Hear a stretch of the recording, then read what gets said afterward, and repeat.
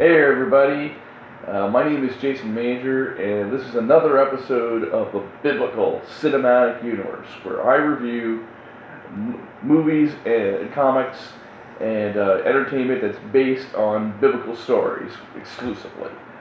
So today I figured I'd review the movie that I just watched last night, which is called The Story of Ruth, which was made in 1960 by 20th Century Fox.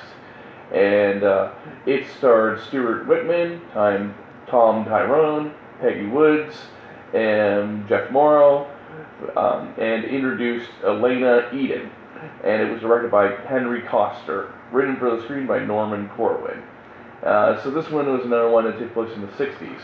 And so the biblical story of Ruth is, Ruth has her own book in the Bible, which is 4 chapters. So they basically are expanding on those 4 chapters in order to tell this story. So, for those who do not remember the story of Ruth, the story of Ruth in the Bible is that you have this family of Hebrews who live in the Moabite county. They come there because of a famine, and then they get married to Moabites. And then what happens is that Ruth, through a series of events, that both of the husbands die, and then the mother, Naomi, says, "I'm going to go back to my homeland, to Bethlehem." And Ruth, who is a Moabite, says, "Where you go, I will go. I will follow you. After you, your God will be my God." And so she goes to Bethlehem, and then in Bethlehem, that's when she's doing what the poor widows would do, which is at the time, which is they glean in the fields of other people, of other kinsmen, other relatives, and she's gleaning in the fields, and then ends up by the end of the story, she marries her kinsman redeemer, which is Boaz. That's a short version of the story. Go read it. It's only 4 chapters. It'll only take you a short, like a half an hour maybe, or less, depending on how fast you read. So the movie expands on this by fleshing out that and creating a backstory for Ruth. Not really sure because I haven't done a commentary on Ruth the book in the Bible, how historical that makes sense. But for the sake of a movie, we're just going to go from the movie's perspective. We'll say that it is keeping with the time period, and it's a plausible origin for Ruth the character. So in the movie version, Ruth is actually a Moabite priestess. So you see her at 12 years old, and you see her, or even younger maybe, and she is a priestess for the Moabite god Chemosh. And so Chemosh was a god who demanded child sacrifice. Let me repeat this again. This movie, when I look back, I look on the back here, and there's a little G sign here. There's a Canadian G. I'm not sure it would be rated in America. Probably PG, but both of these say G. How is this just G? I mean, when you really think about the way that they portray the story, it's pretty dark. So the idea is that she was going to be killed for child sacrifice. And then what ended up happening is there's a blemish on her. She sees this little red mark. You see a little red mark on her, so she's spared. You find out later that that was God making sure that she's spared. When she's in her early 20s, she's now, again, she's helping with the sacrifices, so it's not like she's innocent here. She's not an innocent priestess here. Or, like I said, like an innocent Moabite. She's actually, like, way up there in terms of the royalty. And, so now she's starting to, like, have questions about her faith, and, she sees this little girl going through what she was going through, and this little girl is being chosen to be a sacrifice. She's starting to question it. And, long story short is that she meets this Malan, who is the character from the Bible that would be her husband, and he's a Jewish artisan. He makes like different jewelry and metal, which is supposed to be what they're looking for. And out of that relationship, he starts to question her and questions her beliefs, and he tells her about this invisible God he knows, Jehovah. And he starts to talk to her, and they start going back and forth recording. And then in this movie version, what ends up happening is that creates doubts in her mind, so that she doesn't want to go through with the sacrifice. And although the kid still dies, spoiler.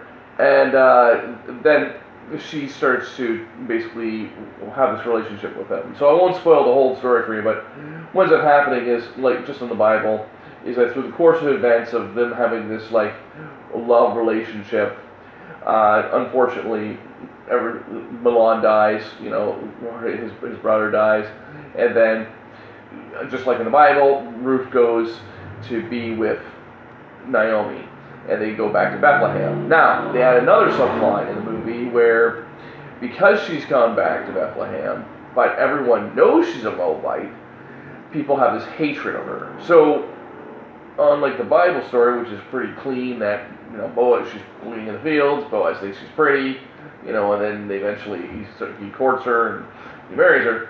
In this movie, he starts out finding out that he thinks she's cute, then finds out she's a Moabite, and then he's like, oh, you're kind of the enemy, you know what I mean? And he has this conflict, and then his kinsman redeemer Tob has this interest in her too, so it's this love triangle. And then they have another subplot where you have the Moabites sent two people to go look for her, and so they spread gossip about her that she was this Moabite priestess at one time. And so the Hebrews are like, well, we have to stone her. She's a Moabite because she's an adulterer. And she's saying, well, I was an adulterer, but now I've kind of changed my ways. And so what was really interesting is that they really played into this idea that the theme of grace and law is a theme in this movie, I think. In the sense that Ruth was someone who was a foreigner, someone who was an adulterer. She wasn't part of the Hebrews, and she's now moved to to follow after God. So is her past forgiven? Or is she condemned because of her past? And when you think about it, this is really kind of a harsh story, in the sense that she was a part of she was helping child sacrifice. And in the movie she's like, and they're like, was that a long time ago? No, it was months ago. But I'm different now. And anyways, long story short, Ruth is forgiven because she's now following after their God. And in a way, I mean, I'm joking and all that, but she didn't have much choice being a Moabite priestess, because she was, a slave from youth. And in this movie, it does a good job of fleshing out the world that Ruth would have lived in, and that's what I thought was really interesting. One other minor subplot that's not from the Bible that's in this movie that's really interesting. So mostly I'm mentioning the subplots that are not biblical, extra biblical, but kind of add to the story and make sense historically.